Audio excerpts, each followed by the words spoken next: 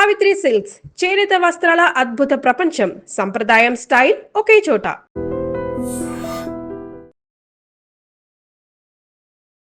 నమస్తే, welcome to I dream. నేను వలి. ప్రస్తుతం నాతో పాటు స్టూడియోలో ఉన్నారు అనలిస్ట్ కృష్ణకుమార్ గారు. మేడంతో మాట్లాడదాం. మేడం నమస్తే. నమస్తే మేడం, మంగ్లీ కేసు రోజుకొక కొత్త మలుపు తీసుకుంటోంది. ఆమె అయితే బయటికి రావట్లేదు. ఆ రోజు అడ్వకేట్ మీద కేసు పెట్టినప్పుడు ఆమె చాలా స్పష్టంగా చెప్పింది, బాధితుల పక్షాన్ని నేను కూడా ఉంటా, బాధితులు రోడ్ల మీదకి వస్తామన్నారు, నాకు చాలా బాధ కలుగుతోంది, అసలు వీళ్ళందరి వల్లే నేను ఈ స్థాయికి వచ్చాను, ఏ ఒక్క బాధిత నష్టపోకూడదు అని చెప్పి మాట్లాడింది. కానీ ఆ తర్వాత నుంచి కనపడటం మానేసింది. ఆమె దుబాయ్లో ఉందా, ఢిల్లీలో ఉందా, లేదంటే హైదరాబాద్లో ఉండి తప్పించుకుంటుందా కూడా ఎవరికి అర్థం కావట్లేదు. మన ప్రెస్ క్లబ్లో నేను కూడా వెళ్ళాను. బాధితులు కన్నీళ్ళు పెట్టుకుంటా ఉన్నారు. లక్షల లక్షలు కోట్ల రూపాయలు ఇచ్చాము, మొహం చాటేశారు అని చెప్పేసి మాట్లాడుతూ ఉన్నారు. ఎలా చూస్తారు? ఇప్పుడు మంగ్లీ ఒకటే కాదండి, మంగ్లీ తమ్ముడు, చెల్లెలు ఎవరు కనిపించట్లా, ఫ్యామిలీ కనిపించట్లా. అయితే ఇక్కడ మనం గమనించాల్సింది ఏంటంటే, బాలాజీ నాయక్ అని ఒక అతను ఉన్నాడు. 2 నెలల క్రితం 3 నెలల క్రితం అతని ఇంటికి నిప్పు పెట్టారు బాధితులు. ఆ బాలాజీ నాయక్ ఈ రమావతి మధు ఇద్దరు కజిన్ బ్రదర్స్. ఇప్పుడు అతనిని ఆదర్శంగా తీసుకుని ఈ రమావతి మధు దీంట్లోకి దిగాడు. దిగి ఇతను కలెక్ట్ చేశాడు. అయితే ఎవరెవరు ఉన్నారు ఇతనికి సహాయంగా అంటే, పాత స్నేహితుల్ని, కొత్త స్నేహితుల్ని, అట్లాగే మంగ్లీ తమ్ముడిని, మంగ్లీ చెల్లెల్ని, చెల్లెలకి కాబోయే భర్తని వీళ్ళందరూ కలిసి చేశారు. అన్నీ ఒక్కొక్కటి. మంగ్లీ నాకు ఎంత సంబంధం లేదు దీంతో అన్న, ఈవిడికి సంబంధం ఉంది, ఈవిడికి అంతా తెలుసు. ఇప్పుడు ఈమెకి డైరెక్ట్గా అందులో ఏమో ఒక డైరెక్టరో లేకపోతే ఈమెమో అకౌంట్లోకి డబ్బులు బాధితుల నుంచి పడకపోవటమో లేకపోవచ్చు, కానీ ఇది మొత్తం ఈమెకి తెలుసు అనే దానికి చాలామంది చెప్తున్నారు తెలుసు అని. దీన్ని అయితే దాచిపెట్టలేరు. ఇది కాదనలేని సత్యం అయిపోతుంది. మరి ఈ పరిస్థితుల్లో అసలు ఫస్ట్ నాకు మధు ఎవరో తెలియదు అన్నది, తర్వాత ఏమో ఫోటో దిగారంట కదా అండి, ఏమండి ఫోటోలు ఎవరితో దిగమండి ఫోటోలు అంది. తర్వాత వాళ్ళు కట్టుకునే ఇంటి ముందు మీరు ఫోటో దిగారంట అంటే, దాన్నే ఉంది, గుర్తుగా ఫోటో దిగుదాం అక్క అన్నాడు, దిగామన్నది. ఇవన్నీ అయిపోయిన తర్వాత డబ్బులు లెక్క పెట్టిన ఇల్లే మీదేనా అంటే మాదే అంది. మరి మీ ఇంట్లో డబ్బులు లెక్క పెడితే మీకెట్టా తెలీదు అని అంటే, ఏముంది నేను ఇల్లు అమ్మేశాను మధుకి, కానీ రిజిస్ట్రేషన్ అవ్వలేదు అని పెట్ట కథలు చెప్పుకుంటా వచ్చింది. ఇప్పుడు చెప్పడానికి ఏమీ లేదు. పైగా ఇంకోటి, బాధితుల తరఫున పోరాడతానంది. అది చేసే దమ్ము లేదు. ఎందుకు అంటే, సరే ఎవరో సంగతి ఎందుకు, బాధితుల తరఫున ఏం పోరాడతావులే కానీ మీ తమ్ముడిని మీ చెల్లెల్ని అప్పచెప్పు అంటే, ఈమె చేతులతో ఏమీ తీసుకెళ్ళి, ఆమె ఏమీ పెద్ద ఏమంటారు నిజాయితీ పరురాలైన పోలీస్ ఆఫీసర్ కాదు. నా ఇంట్లోనే దొంగలు ఉన్నారా, ఈ దొంగలను చూసి నేను భరించాలా, నా వృత్తికి నేను ఎట్లా అన్యాయం చేస్తానని సినిమాల్లో లాగా బయటికి తీసుకొచ్చి నుంచోబెట్టి, ఇదిగో నా తమ్ముడు చెల్లెలు మీకు ఇచ్చేస్తాను, మీకు నచ్చినట్టు చేసుకోండి అనే ఉద్దేశం ఆమెకు లేదు. అందుకే బాధితులు లేదు, వాళ్ళ తరఫున పోరాటం లేదు. ఇప్పుడు మీరు ఆమెను ఇంటర్వ్యూ చేయాలంటే మీకు దొరుకుద్దామే? ఆ రోజు దొరుకుతుంది కాబట్టి చెప్పింది, ఆ మాట చెప్పి తప్పించుకుంది. ఇప్పుడు ఆమె అసలు మీకు ఎవరికీ కనిపించే అవకాశం లేదు. అంత సుదూర తీరాల్లో ఆమె సేద్దేరుతుంది. అయితే ఇవి బర్త్డే పార్టీ జరిగింది కదా మేడం, ఆ మధ్యలో దొరికినాయి. దానికి 40 లక్షల రూపాయలు ఖర్చు పెట్టినట్టు రమావతి మధు. ఆమె ఎక్కడికి వెళ్ళినా పెద్ద పెద్ద వెహికల్స్ అరేంజ్ చేయటం, ఆ షోప్ టాప్ అంతా కూడా ఖర్చు అంతా రమావతి మధు. ఈ డబ్బు ఎక్కడదంటే బాధితుల దగ్గర కలెక్ట్ చేసింది. వీళ్ళందరికీ మేము ఇస్తాం అని చెప్పి తీసుకున్నారు కదా, తీసుకున్న డబ్బులన్నీ సంచిలో వేసేసుకున్నారు. సంచిలో వేసేసుకుని మళ్ళీ లెక్కలు తేడా వస్తాయోనని మిషన్లు పెట్టి మరీ లెక్క వేసుకుని ఎవరి వాటా వాళ్ళు ఎవరిది వాళ్ళు సర్దేసుకున్నారు. ఇప్పుడు మంగ్లీ పేరు 10 సార్లు వచ్చింది కాబట్టి మధు అయినా బయటకు వచ్చాడు, లేకపోతే ఆ మధు కూడా బయటకు వచ్చేవాడు కాదు. అయితే నా బాధ ఏంటంటే, మీకు చాతనైతే ఇలాంటి పేదవాళ్ళ దగ్గర డబ్బులు కలెక్ట్ చేయటం కాదు, మాయ మాటలు చెప్పి, బాగా డబ్బులు ఉన్న వాళ్ళని దగ్గర డబ్బులు కొల్లగొట్టండి, అది వేరు విషయం, మీ శక్తి సామర్థ్యం ఉంటే. అంతేగాని ఇలాంటి అమాయకులైన వ్యక్తుల దగ్గర నుంచి వీళ్ళు ఆ పేదవాళ్ళని చూస్తుంటే, ఇప్పుడు మనకి డైరెక్ట్గా బాధితులు ఒక 3000 మంది ఉండొచ్చంట ఏజెంట్ల రూపంలో, ఇట్లా అంటే డైరెక్ట్ కనెక్షను. కానీ ఈ ఇండైరెక్ట్ కనెక్షను దగ్గర కనీసము ఒక 1,00,000 మంది అయినా ఉండొచ్చు అంట. 1,00,000 కుటుంబాలని వీళ్ళు అంటే మరి 150 కోట్లు వసూలు చేయడం మామూలు విషయం కాదు కదా. ఎక్కడ దొరుకుతుంది ఇప్పుడు? మినిమం ₹1,00,000 దగ్గర నుంచి మ్యాక్సిమం 4 కోట్లు అంట. ఈ దీంట్లో అన్ని రకాల వాళ్ళు ఉన్నారు. కొంతమంది అసలు బయటికి రావట్లేదు, చెప్పట్లేదు. దరిద్రానికి ఏం జరుగుతుందంటే ఈ అభివృద్ధి పేరుతోటి ఏదైనా మంచి మంచి రోడ్లు అట్లా వచ్చేసినాయి అనుకోండి, ఈ తండాల్లో భూములకు కూడా రేట్లు బాగా వచ్చేసినాయి. వాళ్ళు భూములు అమ్మేసుకున్నప్పుడు వాళ్ళ దగ్గర డబ్బులు ఉంటున్నాయి.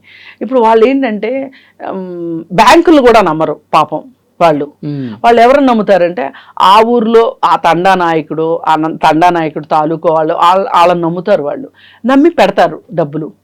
ముంచిన మీరే తేల్చిన మీరే అన్నట్లు వీళ్ళు చక్కగా వాళ్ళ అమాయకత్వాన్ని ఆసరా చేసుకొని వాళ్ళ నమ్మక ద్రోహం చేశారు. అసలు నన్ను అడిగితే వీళ్ళని ఏ శిక్ష వేసినా తక్కువే. అలాంటి పాపం చేశారు వీళ్ళు, అలాంటి నేరం చేశారు వీళ్ళు.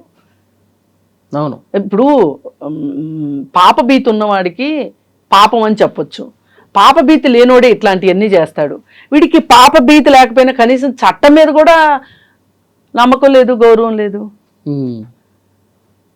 ఈ పరిస్థితుల్లో పాపం ఆ బాధితులకు న్యాయం జరిగేది ఎక్కడ?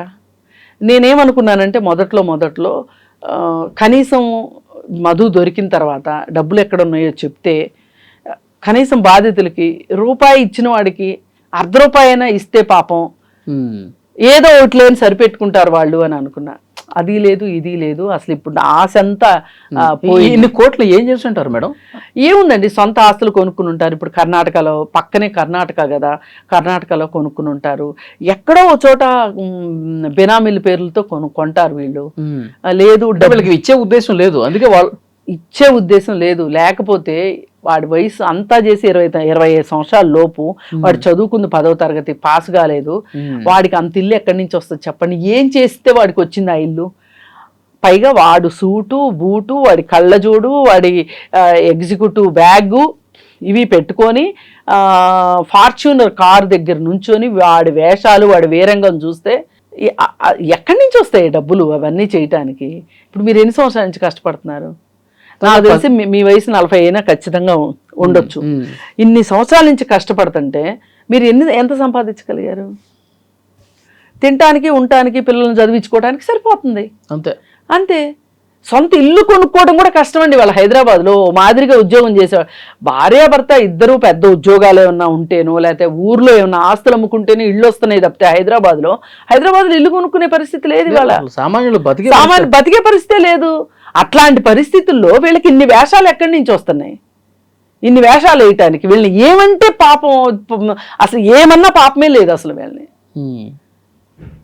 ఇప్పుడు ఒకటి, వీళ్ళు చట్టాల్లో లొసుకులు బాగా నేర్చుకున్నారు.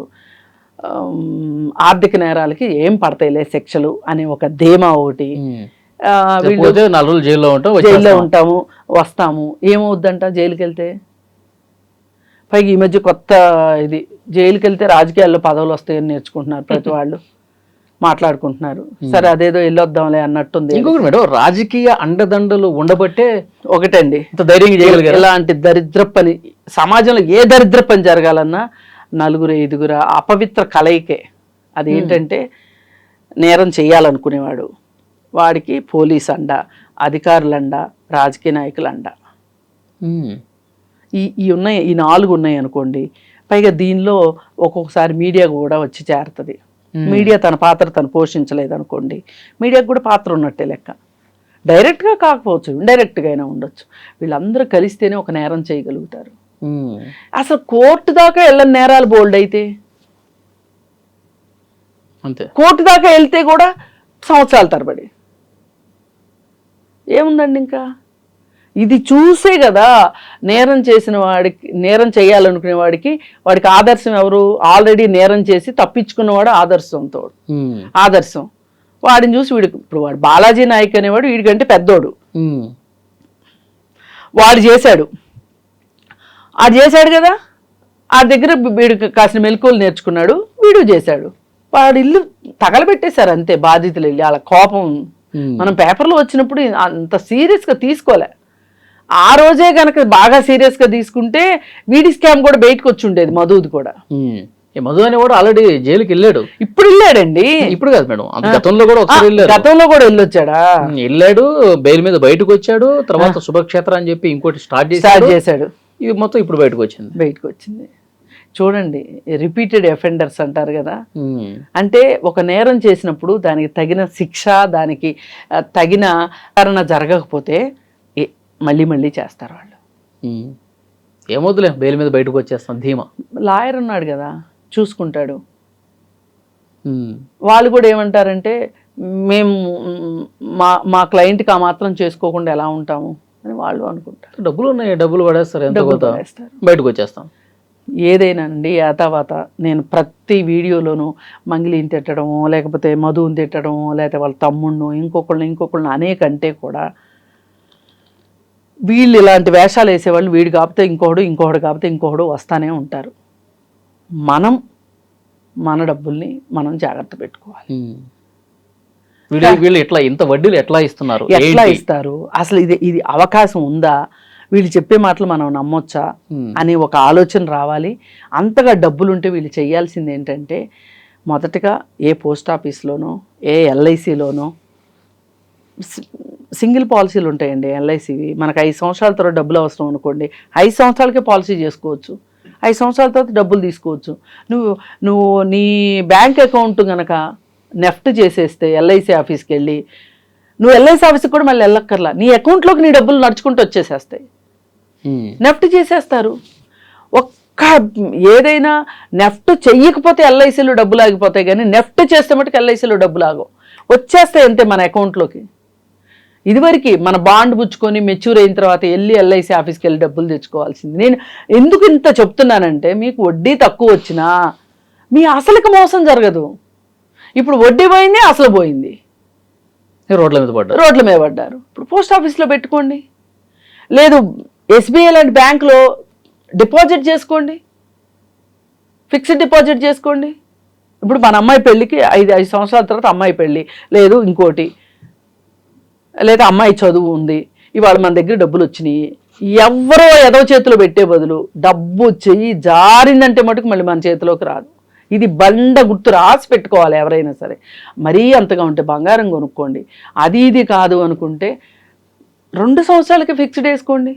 కానీ మనకేమో ఆశ, ఇది పోగొట్టుకుంటే దురాశ దుఃఖమునకు చేయటం అనేది ఎందుకే. అందుకని దయచేసి మీ డబ్బులు మీరు జాగ్రత్త పెట్టుకోండి. మనము మధ్యతరగతి వాళ్ళము, దిగువ మధ్యతరగతి వాళ్ళము అంటే మన దగ్గరికి మళ్ళీ డబ్బులు రావు. జీవితంలో ఎప్పుడో ఒకసారే వస్తాయి. ఏదైనా ఆస్తి అమ్ముకుంటేనో, లేకపోతే ఏదైనా చిట్టి వేసుకుంటేనో, లేకపోతే వస్తాయి. ఆ వచ్చిన డబ్బులు జాగ్రత్త చేసుకోండి. చూద్దాం మేడం, కేసు ఇంకా ఎట్లా ఉంటుంది, మళ్ళీ ఎప్పుడు బయటకు వస్తుంది, పోలీసులు ఇన్వెస్టిగేషన్ ఎట్లా చేస్తారు, మాట్లాడదాం. Thank you.